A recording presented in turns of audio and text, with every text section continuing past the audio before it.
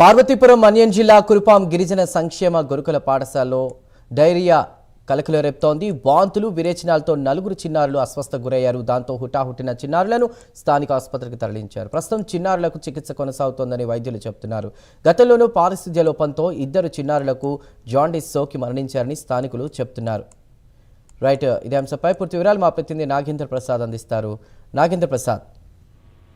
ప్రధానంగా చూసినట్టయితే కురుపాంతల నియోజకవర్గ కేంద్రంలోనే గతంలో కూడా ఈ గిరిజన సంక్షేమ పాఠశాలలోనే డయేరియా జాండీస్ తో కలకలం రేపేటువంటి పరిస్థితులు అప్పట్లో ఇద్దరు విద్యార్థులు చనిపోవడం కూడా జరిగింది. దీని మీద పెద్ద ఎత్తున ఆందోళన జరిగింది, సంచలనం కూడా కలిగించినటువంటి పరిస్థితులు. ప్రస్తుతం అదే పాఠశాలలో ఈ డయేరియా లక్షణాలతో 6వ తరగతికి చెందినటువంటి ముగ్గురు బాలికలతో గుర్తించడం జరిగింది. మళ్ళీ కురుపాము ప్రాథమిక వైద్య దీంట్లో ఒకరేమో హాస్పిటల్లో ఏమో అక్కడ చికిత్స వైద్య సహాయం అందిస్తున్నటువంటి పరిస్థితి. వేరే లక్షణాలు అంటే వాంతులు విరేచనాలు కనిపించడంతో పిఎల్సి తీసుకువెళ్ళడం కూడా జరిగింది. పూర్తిగా అయితే ఈ ఎందువల్ల ఇది జరిగింది అనేటువంటి దాని మీద కూడా అధికారులు కానీ లేకపోతే ఇటు విజయ సంక్షేమ పాఠశాల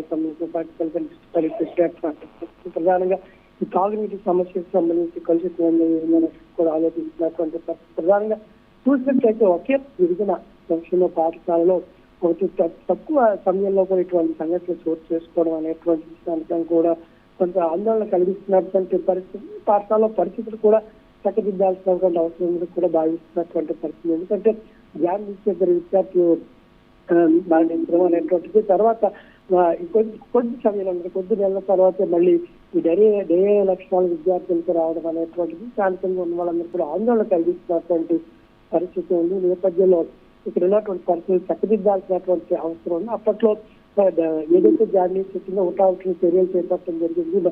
మంత్రివర్గ స్థాయిలో కూడా కుమార్ సంజయారెడ్డి వాళ్ళకి మంత్రివారు ఇన్వాల్వ్ అయినటువంటి పరిస్థితి చక్కదిద్దేటువంటి పరిస్థితి కూడా అప్పట్లో మనం చూసాం. ఇప్పుడు ఉన్నటువంటి పరిస్థితి ఒక పక్కనే ఉన్నటువంటి జిల్లా శ్రీకాకుళంలో కూడా పట్టణంలో కూడా ఈ డయేరియా అనేటువంటి కొద్ది రోజుల్లో కూడా ఆందోళన కలిగించిన పరిస్థితి ఉన్న నేపథ్యంలో ఈ విజయనగరం జిల్లా ప్రధానంగా ఏజెన్సీ ప్రాంత ముఖద్వారంగా చెప్పబడేటువంటి కురుపాం ప్రాంతంలో ఈ డయేరియా అంటే రావడంతో ఈ కురుపాం అనేటువంటి వీరఘట్టం పట్టణం శ్రీకాకుళం పక్కనే ఉన్న ఇటువంటి పరిస్థితి దృష్ట్యా కూడా మరింత తగు జాగ్రత్తలు తీసుకోవాలని కూడా స్థానికులు చెప్తున్నటువంటి పరిస్థితి అయితే మనం చూస్తున్నాం. Right Nagendra Prasad, thank you.